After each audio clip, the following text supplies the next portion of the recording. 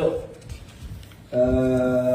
dalam sesi podcast keluar sekejap Dok, bersama dengan Tengku Mahkota Johor, Tengku Mahkota Johor ada mendedahkan bahawa Sultan Johor murka terhadap Presiden UMNO iaitu Datuk Seri Ahmad Zahid Hamidi kerana mendahului baginda dalam pelantikan Menteri Besar sewaktu pilihan raya negeri Johor. Betul ke Dok? Okey. Pertama sekali saya ucap terima kasih kepada kebauduli tuanku lah, sebab sebenarnya sebelum ni saya ada cakap tentang isu ni tapi mungkin orang tak percaya kan. Sebab orang menyerang Datuk Seri Zahid, mengatakan bahawa Datuk Seri Zahid telah menipu rakyat Johor. Konon-kononnya Datuk Seri Zahid lah yang menamakan Datuk On Hafiz sebagai Menteri Besar Johor. Sedangkan saya masih ingat lagi Datuk Seri Zahid beria mempertahankan Hasni Mohamad, walaupun akhirnya Hasni mengkhianati Datuk Seri Zahid dan mencemuh Datuk Seri Zahid. Tapi dengan kenyataan yang dikeluarkan oleh kebauduli tuanku Mahkota Johor, akhirnya orang tahu bahawa memang Datuk Seri Zahid beria. Sebelum pilihan raya di Johor, beliau mengatakan bahawa UMNO akan mencalonkan nama Datuk Seri Hasni Mohamad sebagai calon Menteri Besar. Lepas kita dah menang 2/3 pun, sekali lagi beliau mengeluarkan kenyataan mengatakan bahawa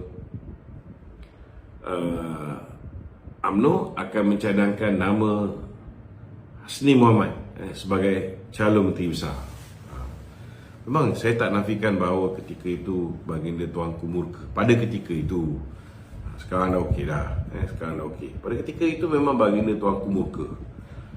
Tapi saya lebih murka lah dengan manusia bernama Hasni Mohamad. Kerana walaupun Datuk Seri Zahid mempertahankan beliau bermati-matian, akhirnya apa dia buat pada Datuk Seri Zahid? Lepas pilihan raya, dia antara orang yang menandatangani SD memberikan sokongan kepada Muhyiddin. Lepas pilihan raya, dia mengatakan bahawa beliau dibuli oleh UMNO Pusat. Tak ke gila ni kenyataan ni Padahal Datuk Seri Zahid betul-betul all out, betul-betul percaya. Ini kelemahan Datuk Seri Zahid lah. Dia ingat semua orang baik macam dia So dia gagal untuk menilai siapa tu Hasni Mohamad. Kita pun tahu Hasni ni memang kiblat dia dengan Hishamuddin Tunusi. Memanglah dia akan ikut apa Hishamuddin cakap Hishamuddin suruh sokong Muhyiddin, dia sokonglah Muhyiddin. Pada ketika itu sepatutnya dia lebih tahu bahawa baginda tuanku lagilah murka kepada manusia bernama Muhyiddin Yassin. Bukan setakat baginda tuanku murka kepada Muhyiddin, almarhum Sultan Iskandar lagi murka. Saya masih ingat lagi ketika almarhum meninggal dunia, Muhyiddin nak terus pergi istana pun tak boleh, kena standby dekat, kalau tak silap saya masa tu hotel tu dipanggil Hyatt Sarjana. Sekarang dipanggil apa? Tristel. Mungkin lah. Saya masih ingat lagi, dia tak boleh terus pergi memberikan penghormatan terakhir. Jadi ini cerita yang lepas, cerita yang lepas masa pilihan raya umum, pilihan raya negeri di Johor. Tapi sekarang dah okey dah, tak ada masalah. Okey? Betul. Yang pasal Hasni tadi tu, macam kita tengok dia bukanlah apa ni, Datuk Zahid mendahului tuanku. Sebagai ketua parti, memang dia boleh mencadangkan nama. Ini kita kena faham. Tugas kita ahli politik, tugas kita ialah memenangi pilihan raya. Lepas memenangi pilihan raya, kita boleh mencadangkan sahaja.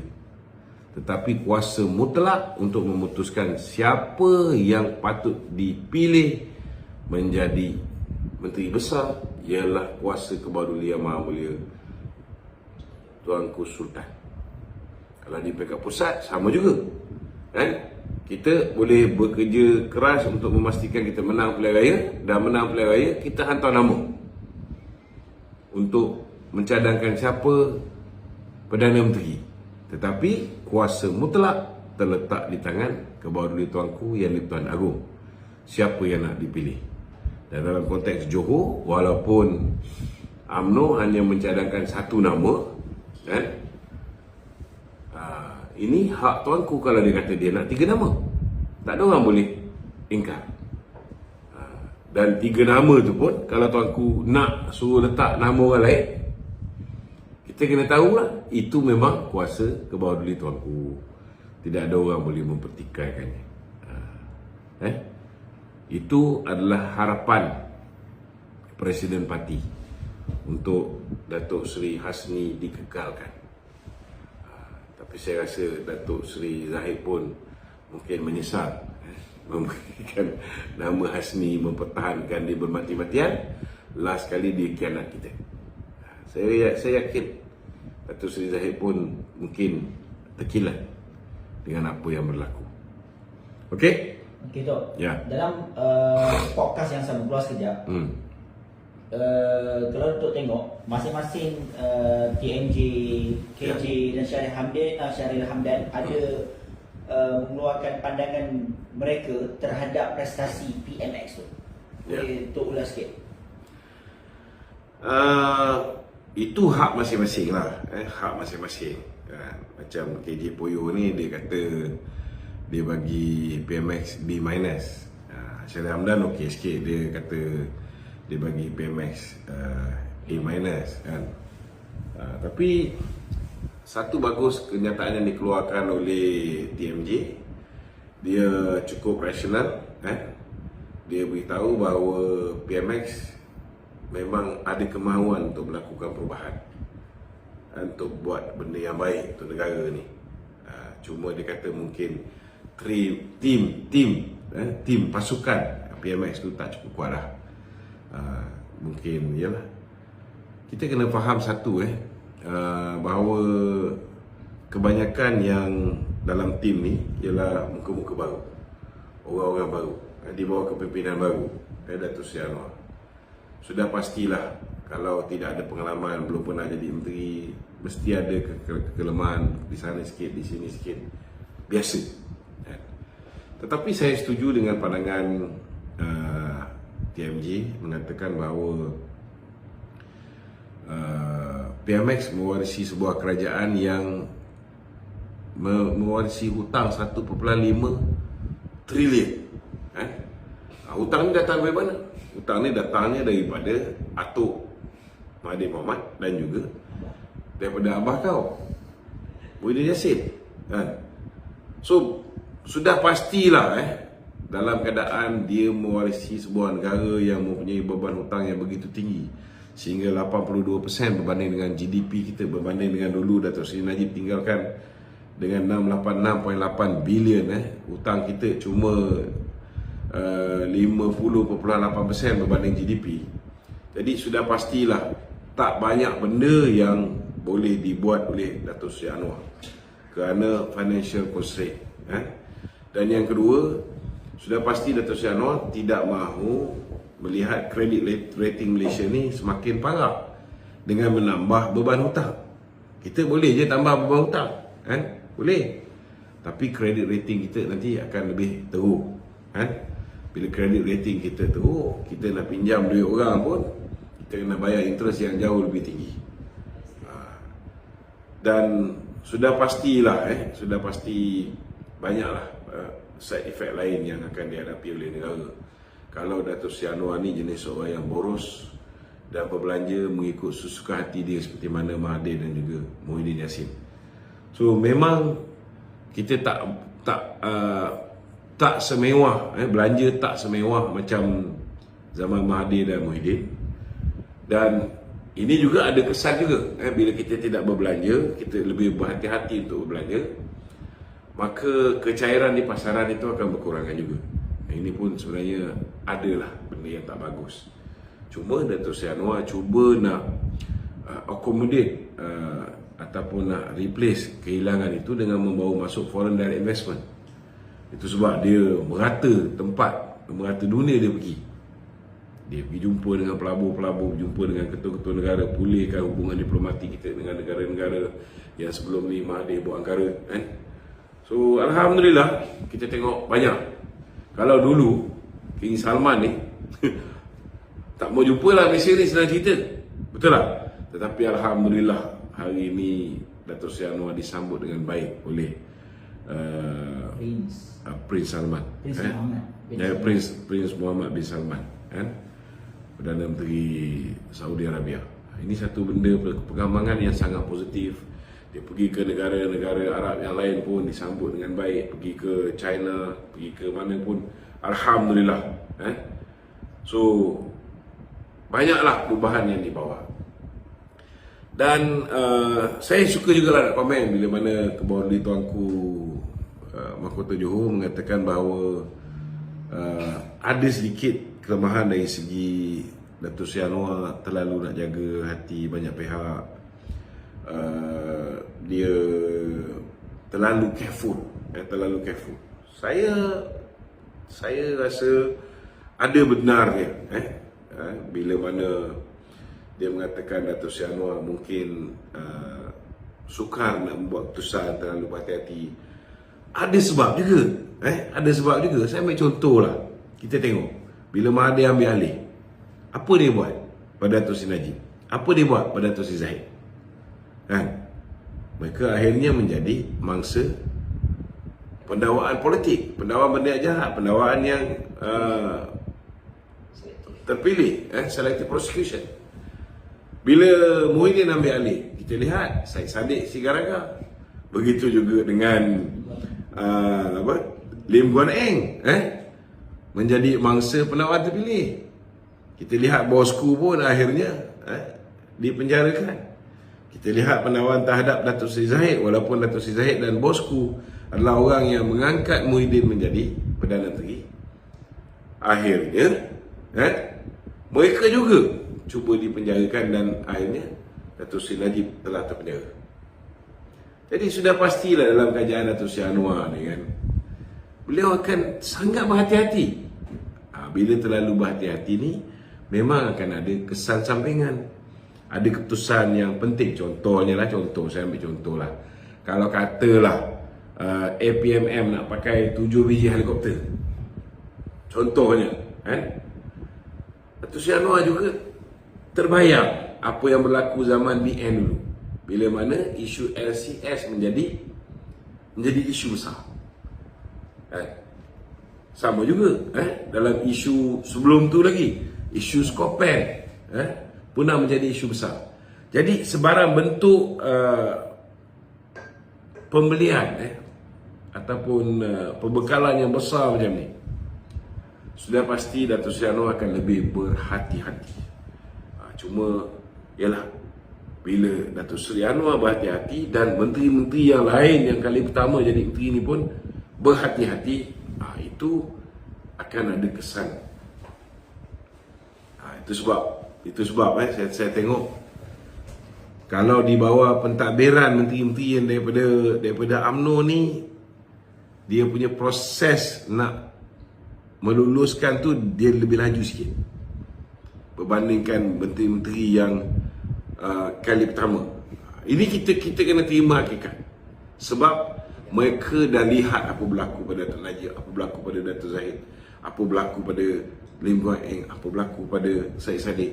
Sudah pastilah semua, bak kata orang ni, dia tahu bila-bila masa boleh bertukar kerajaan, bila-bila masa mereka juga boleh menjadi kluster mahkamah. So benda ni ada positif, ada negatif. Positif dia, kita akan ada sebuah kerajaan yang jauh lebih bersih, kan? Negatif dia, keputusan mungkin lambat sikit. So benda-benda yang penting ni, mungkin Dato' Seri Anwar kena lihat balik. Kalau misalnya beliau berhati-hati dalam membuat sebarang keputusan, mungkin sebahagian daripada keputusan besar ni dia boleh serahkan kepada Dato' Zahid untuk buat benda ni, kan? Benda macam ini mungkin mungkin benda-benda yang dilihat oleh Kebawali Tuanku Mahkota. Saya pun boleh nampak ada benar ni benda ni. Okey, Itu Ya.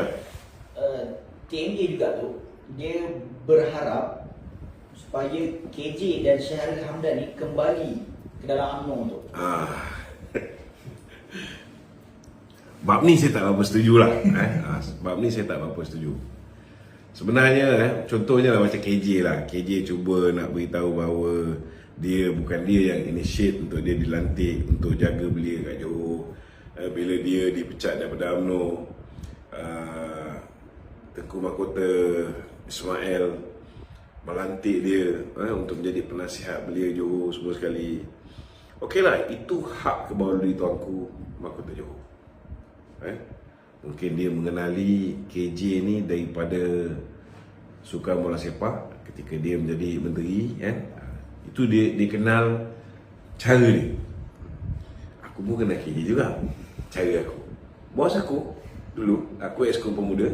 Dikala Exco Pemuda lain tak nak jalan dengan dia, kita antara orang yang bersama dengan dia ketika dia bukan menteri. Jadi kita memang kenal dia. Niat Tengku Mahkota Johor tu cukup cantik. Cuma dia punya sifat TMJ ni berbeza dengan KJ. Kenapa saya kata berbeza? Kenapa TMJ lantik KJ? Bila KJ dibuang, sebagai kawan dia sambut. Dia bukan setengah-setengah macam manusia, manusia yang tidak ada hati perut, perangai binatang ni. Bila kawan jatuh, macam Datuk Najib jatuh, dia bukan setakat herdi, dia bukan setakat pinpoint ataupun menunjuk jari kepada Datuk Seri Najib sebagai punca segala-galanya. Dipijak ni lagi. Yang ini mungkin bagi tuanku kilaf sikit. Kita kenal KJ lagi lama. Tak tahu lah mungkin tuanku kenal lagi, tapi kita bersama dengan KJ. Kita tahu dia dari segi setia kawan tak ada. Sifat tuanku tu cantik lah. Bila kawan dia kena buang, dia sambut, bagi tempat supaya kawan dia ni kekal relevan.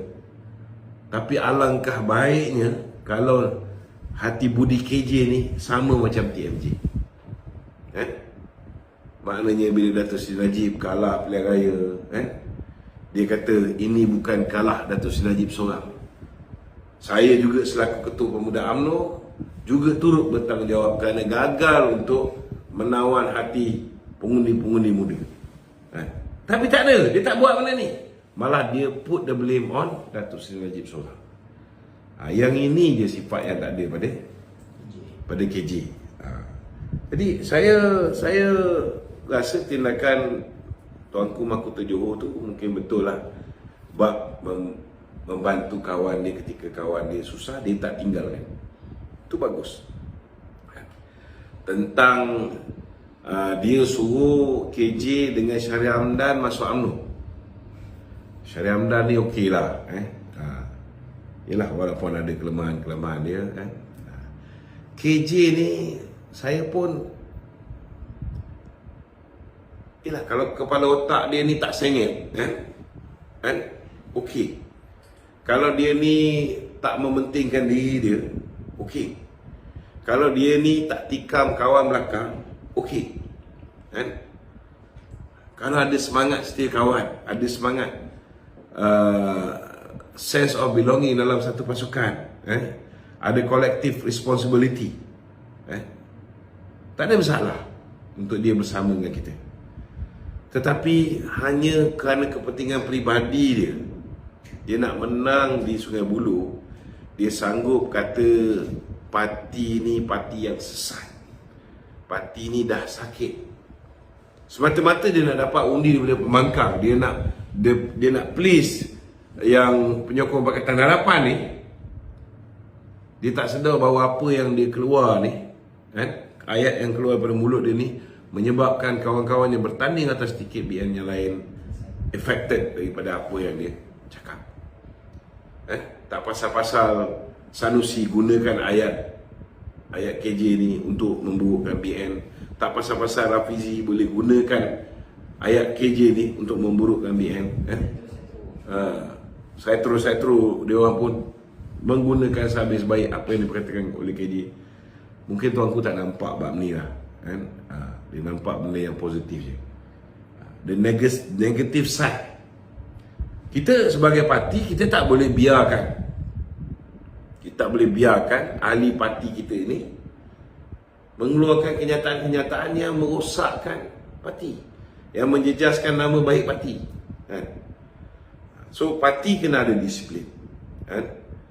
Saya yakin kalau ada anggota Timbalan Setia Negeri kan, yang mengeluarkan kenyataan-kenyataan yang memburukkan nama Timbalan Setia Negeri, saya pasti Tengku Mahkota Johor juga akan bersetuju sekiranya tindakan tata tertib diambil kepada mereka-mereka yang memburukkan nama baik Timbalan Setia Negeri. Tetapi KJ ada pilihan kan? Saya juga pernah dipecat, bukan sekali, saya dipecat 3 kali. 2 kali dipecat daripada UMNO, sekali saya dipecat daripada PKR kan? KJ ada pilihan, walaupun dia dipecat, dia tetap boleh berkhidmat membantu UMNO. Daripada dia merosakkan lagi nama baik UMNO, menyebabkan dia makin jauh dengan UMNO, dia boleh selepas dia dipecat terus berjuang atas platform dan membantu UMNO. Tak kira dia nak masuk dalam platform keluar sekejap ke, keluar selama-lamanya, keluar tak boleh balik ke kan, tak kira lah. Dia boleh gunakan, dia nak jadi rider apa ni, Pak Mat kambing bakar ke kan, betul tak? Tak ada masalah.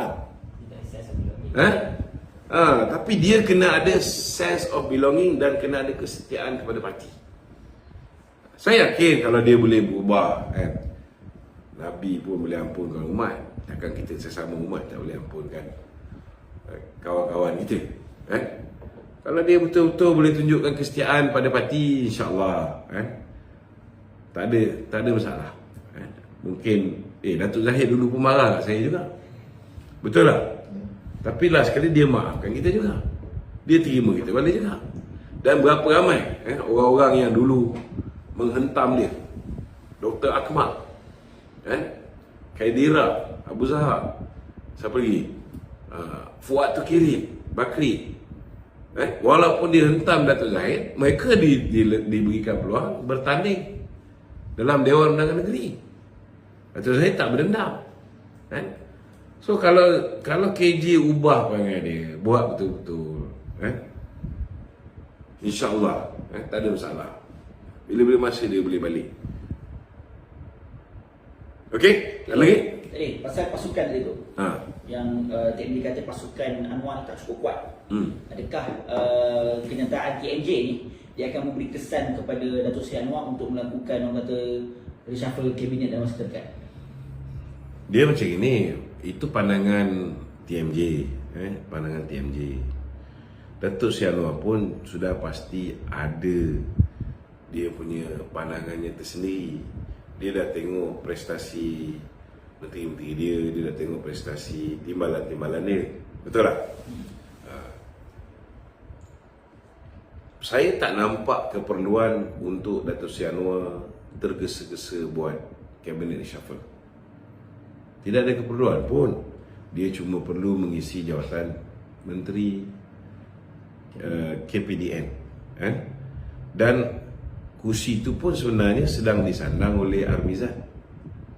Maknanya menteri yang menjaga KPDN hari ini ada. Yang jaga dia menteri tugas-tugas khas. So peranan tu okey. Tetapi sudah pastilah bila nak buat reshuffle ni, kita melalui banyak proses pilihan raya. Kita ada pilihan raya di Pulai, Simpang Jeram. Selesai tu Pelangai pula kan. Sebelum tu pilihan raya di 6 buah negeri kan. So benda tu delay. Dan kemudian Datuk Seri Anwar nampak isu yang melibatkan Palestin kan. Dan peranannya dia mainkan untuk convince negara-negara Arab yang lain untuk bersolidaritas bersama dengan rakyat Palestin. So banyak benda yang bak kata orang tu lebih utama daripada melakukan kabinet reshuffle. Dan kalau pun berlaku kabinet reshuffle, kita pun belum tahu. Mungkin kita rasa tak okey, tapi bagi dia itulah yang terbaik, kan? Mungkin kita rasa orang ni mungkin kurang berpengalaman, tetapi ada kalanya bukan setakat pengalaman saja menjadi ukuran, kesetiaan juga perlu penting. Daripada ada menteri ke timbalan menteri yang bak kata orang tu mungkin main kayu tiga, tak setia, kan? Ataupun ada agenda nak menjatuhkan Perdana Menteri. Itu pun juga diambil kira. So bagi saya, kita bagi masa lah pada PM bila dia rasa masa yang sesuai. Ataupun ada juga kemungkinan besar pemikiran Datuk Seri Anwar mengatakan daripada dia menghadap tuanku sekarang minta untuk ditukar, memandangkan tuanku yang sedia ada ni, yang Tuan Agong pun dah akan berakhir pada 30 hari bulan Januari 2024. Tak mustahil kabinet reshuffle itu mungkin akan berlaku selepas baginda Tuanku Sultan Johor ditabalkan sebagai Tuan Agong. Itu pun mungkin boleh berlaku, kan? Jadi tidak ada apalah yang nak disegerakan, dan tak ada sebab lah kenapa KJ nak mengatakan Datuk Seri Anwar tak boleh buat keputusan nak tukar menteri kabinet pun tak boleh. It's not because dia tak boleh tukar, dia tak nampak keperluan untuk menyegerakan benda tu. Kalau ada keperluan untuk menyegerakan, mungkin dah lama dah ditukar. Ini kita kena faham. Okey? Okey, Tok. Ya. Sebelum kita berpindah ke topik yang lebih besar, Ya. Datuk sebagai orang Johor tu, apa orang kata harapan dan perasaan Datuk bila Sultan Johor, Sultan Negeri Tok dipilih sebagai saya sudah pastilah saya berbangga kerana Kebawah Tuanku Sultan bagi jajahan takluk Johor Darul Takzim diangkat menjadi, dipilih menjadi Kebawah Tuanku yang di-Pertuan Agong yang ke-17 berkuat kuasa 31 Januari 2024. Sudah pastilah kita merafak sembah, mengucapkan tahniah kepada baginda Tuanku, dan kita harap di bawah pemerintahan Tuanku sudah pasti keadaan akan menjadi lebih baik, insyaAllah. Saya ada peluang juga lah untuk mengenali Tuanku ni, dan kita tahu memang Tuanku is a very intelligent person, very informative. Beliau ni iPad ada 3. Memang maklumat ni di hujung jari. Nak lentong dia jangan. Bukannya macam tuanku TMJ cakap tu betul. Bukan jenis orang yang boleh, dia faham, dia tahu subjek matter tu. Dia tahu subjek matter secara terperinci. Jangan cuba-cuba nak lentong dia. So memang betul lah, siapa pun, bukan setakat Perdana Menteri, tapi menteri-menteri kabinet di bawah pentadbiran Kebawah Tuanku Sultan Johor ni memang kata orang tu bukan mudah lah, sebab kena perform lah. Tak perform ni nasib jadi macam Hasni Mohamad lah. Okey Dok, hari ni kerajaan jangan main-main kan. Maknanya buat kerja betul-betul. Kalau tak buat kerja betul-betul, baru dia tukar. Dan mengenali baginda Tuanku ni, dia betul-betul akan gunakan kuasa yang ada pada diri dia sebagai Yang Tuan Agong untuk memastikan rakyat ni betul-betul dapat dijaga, kan? Dan untuk memastikan bahawa negara ini akan ditadbir dengan sehabis baik. Dan saya juga yakin di bawah pentadbiran Kebawah Tuanku Sultan Johor ni, ekonomi Malaysia juga akan jauh lebih baik. Ini Tuanku ni, dia memang dari segi kepakaran nak bawa masuk pelabur, hubungan antarabangsa dia pun bagus, kan? So benda ni lah sebenarnya yang sepatutnya dalam tempoh 5 tahun pentadbiran baginda, yang kerajaan dan juga rakyat kena ambil kesempatan untuk pastikan kita dapat gunakan tuanku ni sehabis baik bagi membantu untuk memajukan negara. Okey? Okey. Tu. Kita ke topik yang lebih besar tu Hari ini kerajaan mengumumkan bahawa subsidi ayam akan tamat berkuat kuasa 1 November 2023. Jadi soalan tu, kenapa sebenarnya kerajaan menamatkan subsidi ayam itu? Macam mana? Kenapa kerajaan tamatkan subsidi ayam? Pertama sekali, subsidi untuk diberikan secara pukal kepada semua orang memang tak masuk akal. Pertama kena faham bahawa subsidi adalah bantuan daripada kerajaan kepada rakyat ni. Yang wajar menerima subsidi ialah mereka yang betul-betul patut terima. Sama ada miskin tegar, the B40, kalau ada lebih kita bagi pada M40, kalau ada lebih barulah the top 20. Ini kita kena faham. Apa yang berlaku selama hari ini, bila kita bagi subsidi dalam bentuk subsidi ayam dan juga telur, bila kita bagi?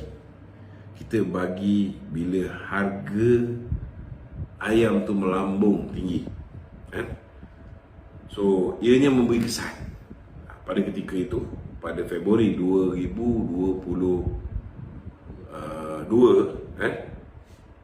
kita lihat kerajaan Perikatan Nasional lah masa tu, mereka telah memulakan memberikan subsidi kepada ayam dan juga telur ni. Tetapi alhamdulillah hari ini harga ayam sudah sangat stabil. Sudah sangat stabil. Maknanya kalau kita apungkan pun, inilah masa yang paling baik kerana ianya walaupun diapungkan, harga akan lebih rendah daripada RM9.40 sekilo. Untuk ayam standard. Ayam standard ni ialah ayam yang dijual satu whole chicken, sekali dengan kepala dia, sekali dengan hati dia, sekali dengan pedal dia, sekali dengan kaki dia, Ini harga dia biasa RM1 lebih murah daripada harga ayam super. Harga ayam super ni dia dah potong kepala, dia tak ada kaki, dia tidak ada pedal, tak ada hati semua. Dia memang RM1 lebih mahal. Jadi kita nampak sekarang ni inilah masa yang sesuai. Mulai 1 November harga ayam akan diapungkan. Maknanya selepas ini dengan bekalan yang mencukupi, kita yakin kalau diapungkan pun harga tak akan melambung lebih daripada RM9.40. Mahidin jual RM7.99 1 kilogram. Dan dalam masa yang sama, memang harga di belah kampung, contohnya, memang ada RM1 lebih mahal. Kalau tempat-tempat di bandar-bandar, di hypermarket, senang. Tapi di kampung ni kadang-kadang upah potong tu dia orang cas RM1, ada yang RM2. So, bagi memastikan kalau di belah kampung ni, orang tak perlu beli dengan harga lebih mahal sampai RM10.40 dan sebagainya, maka itu yang diarahkan LPP dan juga Pharma untuk buat jualan rahmah merata nanti seluruh Malaysia. Itu antara intervensi yang dilakukan oleh Kementerian Pertanian dan Keterjaminan Makanan di bawah YB Datuk Seri Mohamed Sabu. So untuk ayam memang akan diapungkan. Tapi ada orang tanya kenapa telur tak diapungkan?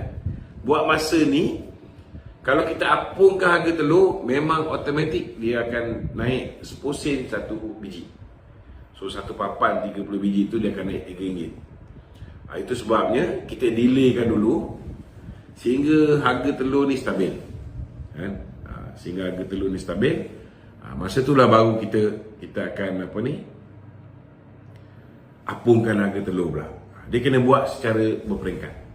So hasil yang kita dapat jimatkan, ramai orang tak tahu sebenarnya 100 juta tau. 100 juta sebulan untuk subsidi. Ayam saja. Daripada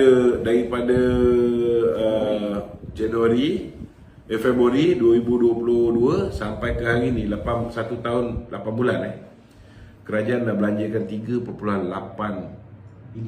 bilion. 3,800 juta ringgit subsidi ayam dan telur. Tapi siapa yang dapat? Orang kaya yang makan telur, makan ayam, dia dapat. Orang miskin kadang-kadang dia makan telur je dengan kicap, kan? Makan ikan bilis dengan kicap. Yang hari-hari makan ayam ni kebanyakannya orang yang hidup sederhana, yang mewah, kan? Dia orang makan ayam. So patut tak orang yang kaya kita nak kena subsidi ayam yang dia makan? Di mana datang logiknya? Itu sebab apa yang dilakukan oleh kerajaan ni, kita panggil mengalihkan subsidi pukal.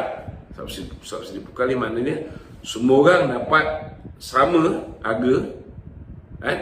RM9.40, tetapi orang kaya akan pakai lebih daripada orang miskin. Sama macam petrol diesel lah.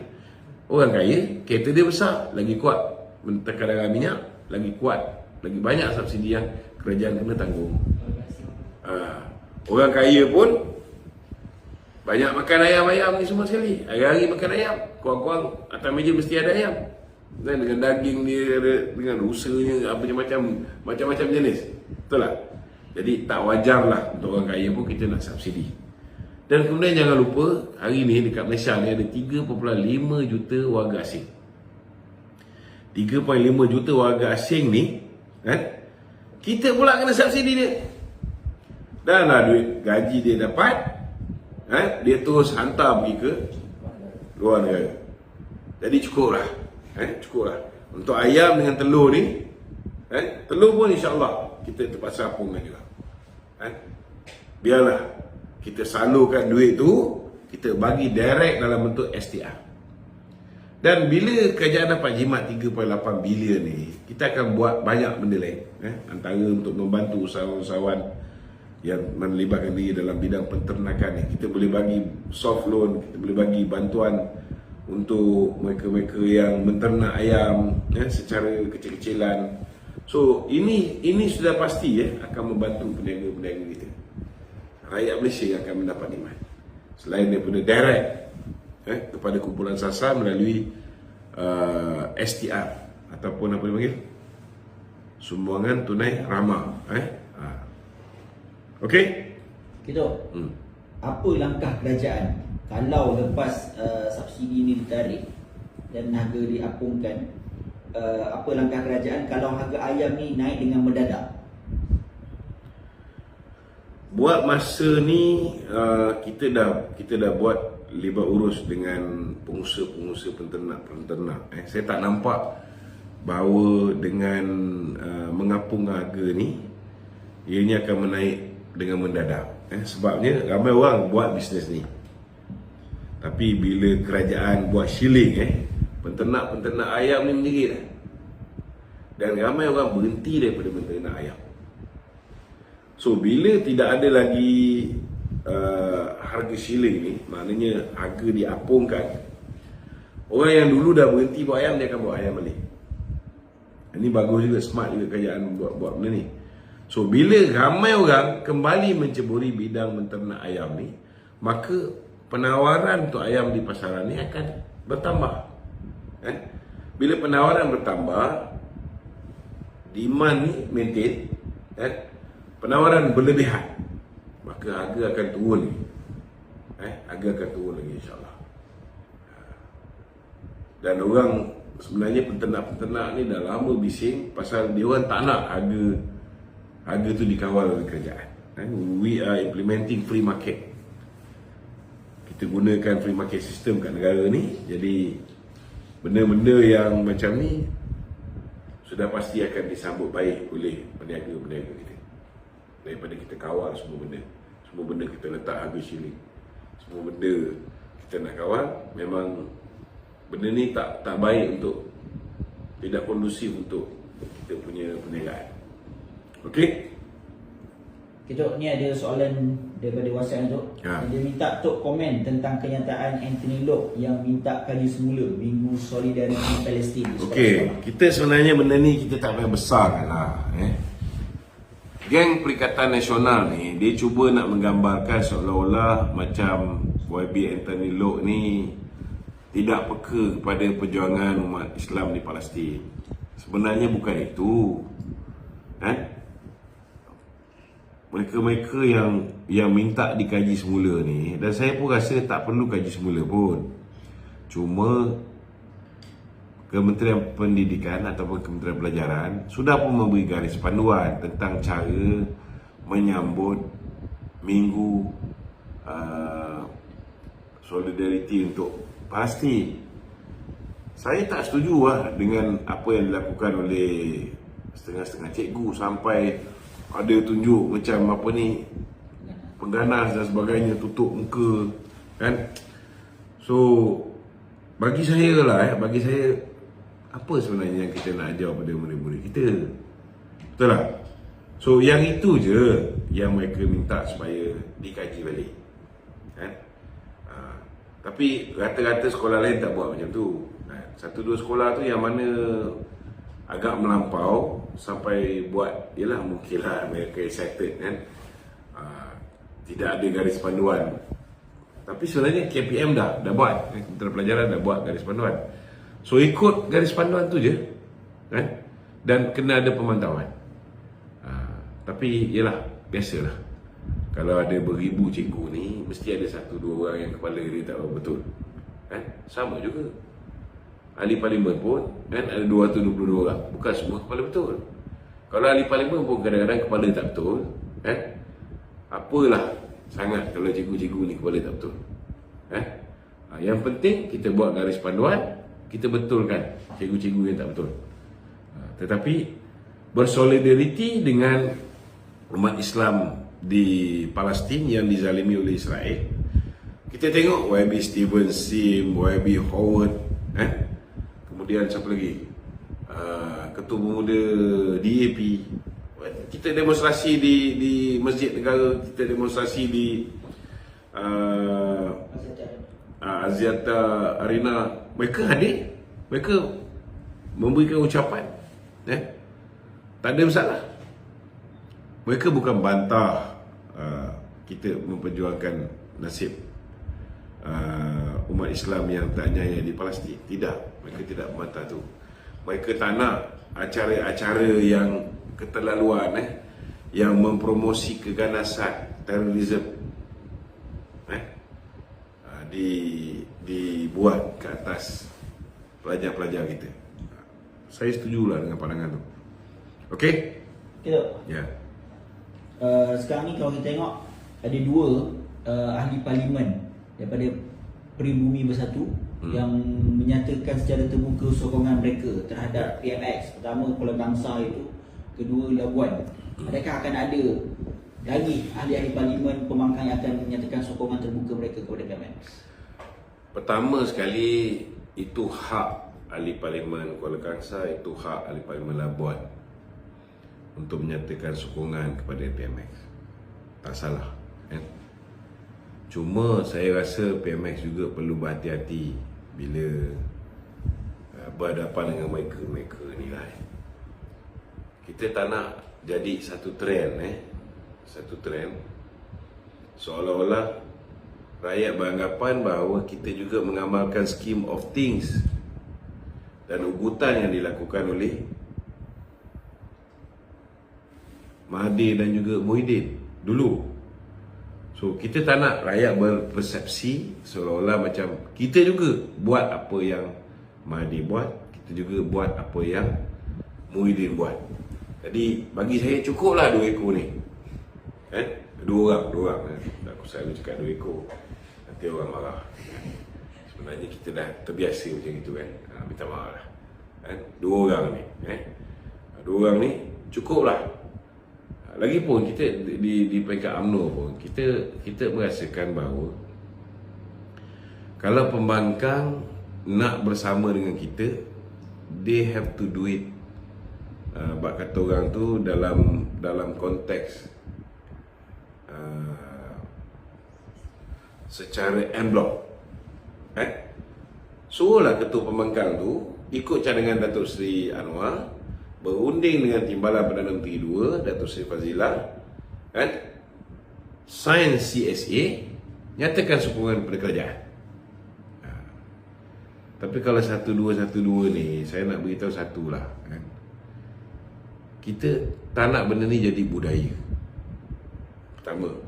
Yang kedua, dari segi strategi politik, salah satu sebab kenapa UMNO melingkup ni kerana apa yang dilakukan oleh Datuk Seri Ismail Sabri. Dia tanda tangan CSA dengan pembangkang dan dia bagi duit kepada pembangkang. Dan akhirnya duit itu digunakan untuk mengukuhkan kedudukan pembangkang, dan akhirnya yang tak nyai UMNO, kan? Pilihan raya pula di-delay. Maka sudah pastilah belanjawan ataupun bajet yang diberikan kepada kursi-kursi pembangkang itu digunakan sehabis baik untuk meluaskan pengaruh mereka. So bagi saya, kalau boleh lah, kalau boleh cukuplah setakat 2 orang ni, jangan ditambah. Jangan ditambah. Sebab mereka pun tidak akan bersama dengan kita. Nak percaya dia orang ni sincere dengan kita, tak adalah, minta maaf. Aku memang tak percaya lah, kan? Tapi ruginya bila kita salurkan dana kepada mereka, maka akhirnya mereka akan meluaskan pengaruh mereka. Lebih baiklah dana tu disalurkan kepada JPP ke, ataupun Jawatan Kuasa Pembangunan Persekutuan ke, ataupun penyelaras DUN atau penyelaras Parlimen yang kita lantik. Biar dia orang uruskan dana tu. Okey? Ada TikTok? TikTok ada. Buka. Sabullah Paklah. Okey. Assalamualaikum. Oh, dia reject pula. Tadi dia ni. Dah terjawab ke soalan dia? Okey, ada soalan lain? Silakan. Tok, sebabkan Tok dah tak live beberapa hari ni, Tok. Beberapa hari ni ada ni, macam Datuk cakap lah, ada beberapa ahli parlimen yang tak betul. Kenapa? Yang paling tak betul saya tengok ni sekali Langkawi tu. Langkawi kenapa? Langkawi bersama dia sekali lagi. Dia nakkan, dia kata dia boleh sokong PMX, tapi dia nak PMX buat juga LRT daripada Pekan Kuah ke Alustar tu. Yang kedua, dia ni mengeluarkan kenyataan-kenyataan yang berbau seksis terhadap. Orang tanya dia nak jambatan ke, dia nak buat apa ni, dia kata dia tak nak jambatan, dia nak buat LRT Tetapi so macam mana LRT dia terbang ke? Bagi saya lah, lebih baiklah dia letak jawatan dia tu, bagi orang yang lebih gila daripada dia bertanding di kursi tu, sebab ada seorang yang lebih gila daripada dia, memang berhajat sangat nak bertanding kursi Parlimen Langkawi tu. So dari segi hutang-hutang dia apa semua sekali, insyaAllah settle, kan? Orang tua tu akan settlekan, kan? Daripada dia merapu, meracau kat dalam Parlimen, mengganggu ketenteraman awam, merosakkan masa yang sepatutnya digunakan untuk membangkitkan isu-isu rakyat. Dia dia ambil masa yang berharga tu untuk buat cadangan-cadangan gila, dan membangkitkan isu-isu yang seksis tu, Kerajaan sekarang ni lagipun tengah nak kurangkan kurangkan hutang, tak naklah tambah hutang buat kereta api. Itu memang tak masuk akal lah. Okey? Betul. Lepas tu bekas pengerusi PTPTN, yang juga ahli parlimen Tasik Lunduang, Datuk Wan Saiful Wan Janawi Bawa ni, dia kata cadangan PMX supaya kaedah pembayaran balik PTPTN ni melalui pemotongan gaji secara automatik adalah idea dia tu. Komen tu? Tak apalah. Dia nak claim benda tu idea ke apa benda ke, yang penting sekali dialah manusia yang telah memasukkan di dalam manifesto Pakatan Harapan tentang janji PH untuk PTPTN. Last kali dia jugalah orang yang telah meminta maaf kerana gagal tunai janji. So hari ini bila PMX buat, dia pula nak claim, kan? Suka hati dia lah.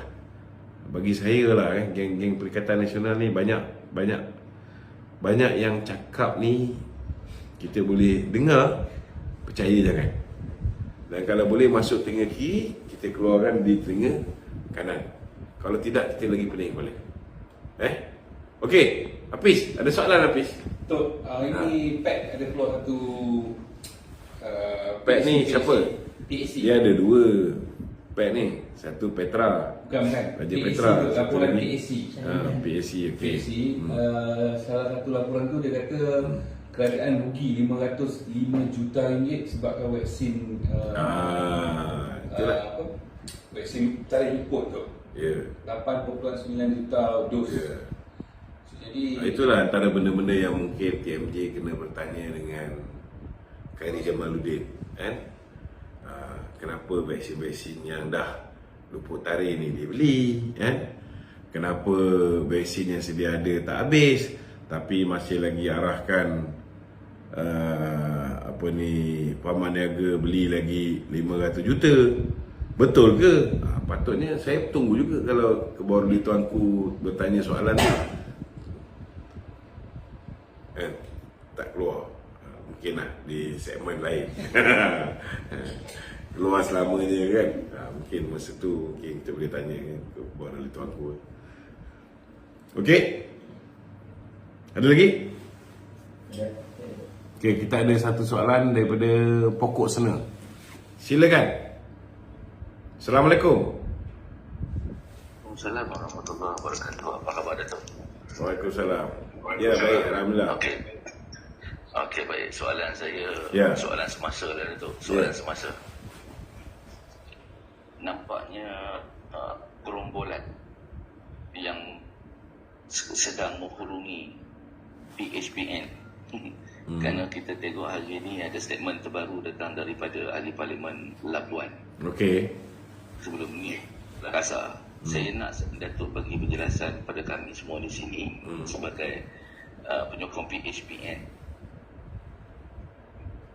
Apakah akan berlaku lebih besar gelombang ini akan menyatakan sokongan kepada PMX dan sejauh mana kejujuran mereka ni bersama dengan PMX? Itu sahaja Datuk untuk Dia sebenarnya sekarang ni pembangkang ni berantakan.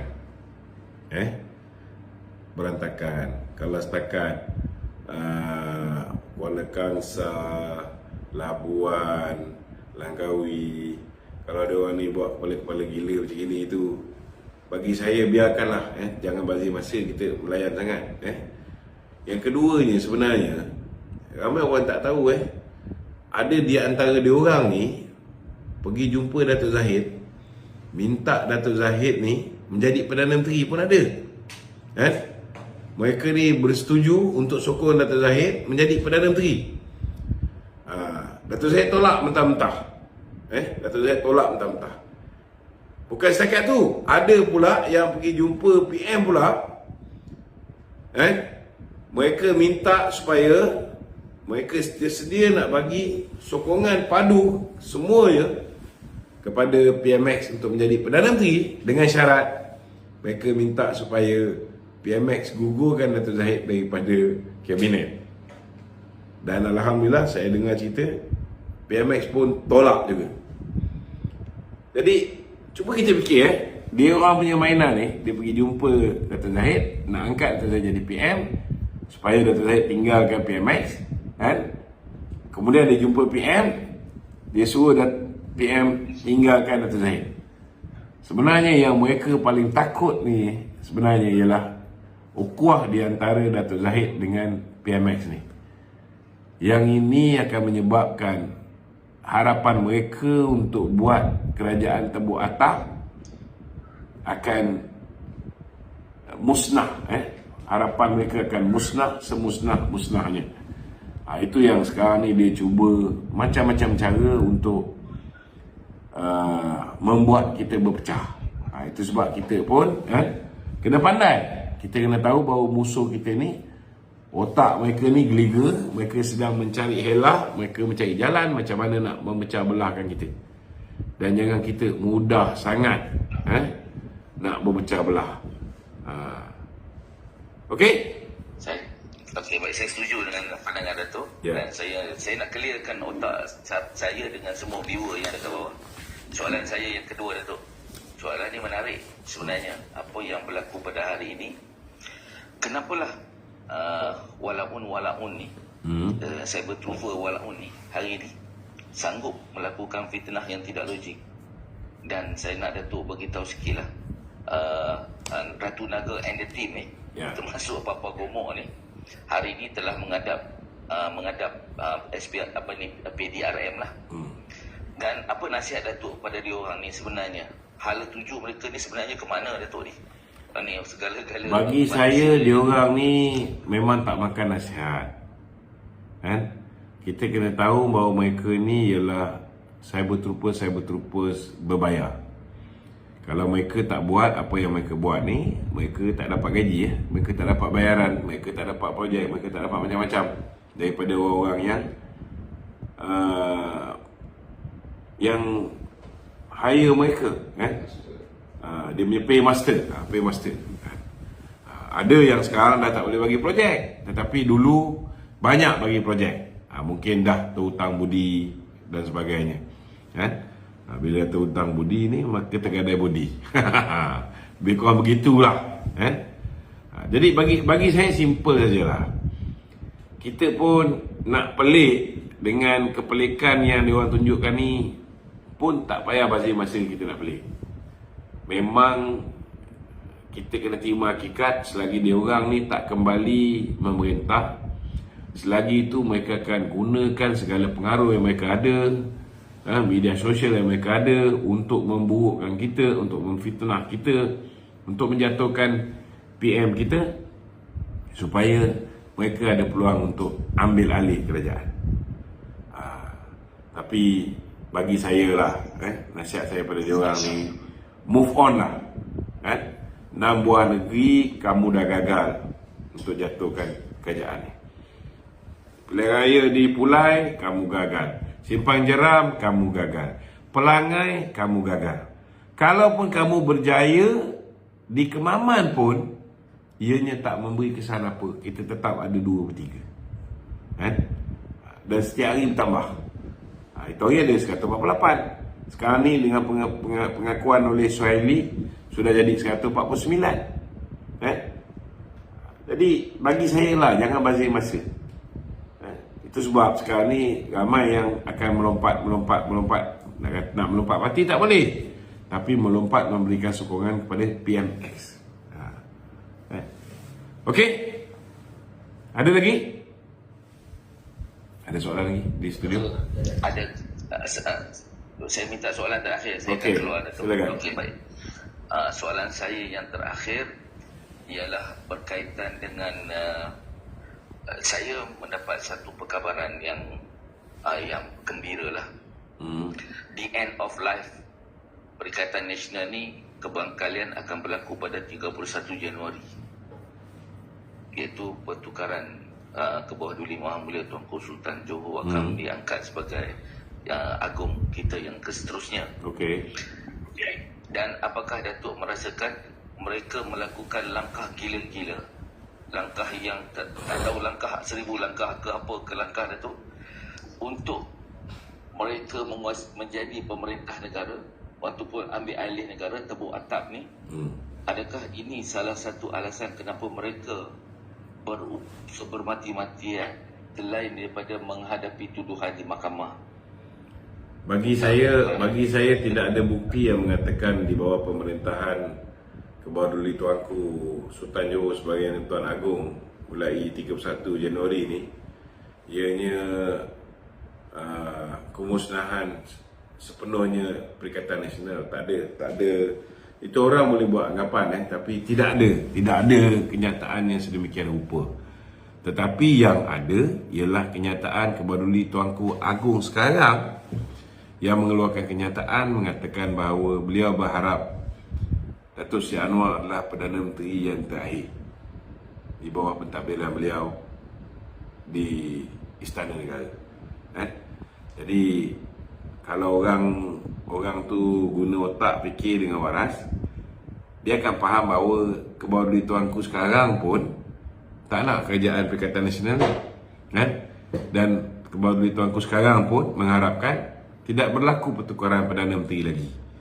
Di bawah pentadbiran Baginda 4 kali dah tukar Perdana Menteri. Itu sebenarnya mesej yang sepatutnya kita baca. Di bawah pentadbiran Kebaduli Tuanku yang baru, kita belum tahu. Kita belum tahu. Okey?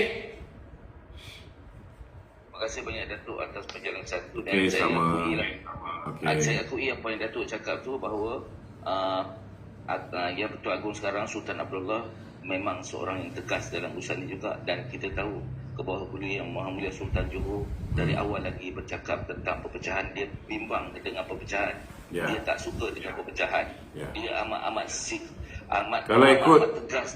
Kalau ikut TMJ semalam, dia yakin bahawa Kebaduli Tuanku Sultan Ibrahim akan memastikan kestabilan kerajaan Baginda. So mesej tu jelas lah. Maknanya tak mungkin akan goyah kerajaan di bawah pentadbiran Baginda. Dan kita tahu Tuanku Sultan Ibrahim ini seorang yang tegas. Kita tengok nanti kalau pembangkang cuba nak buat benda-benda yang merapu bukan-bukan kita tengok apa tindakan Baginda. Okey? Terima kasih. Okey, sama. Ada lagi? Kita dah cukup 1 jam. Saya ucap jutaan terima kasih. Minta tolong share live kita pada malam ni supaya kita boleh beri pencerahan kepada seberapa ramai yang mungkin. Tolong share. Assalamualaikum warahmatullahi wabarakatuh.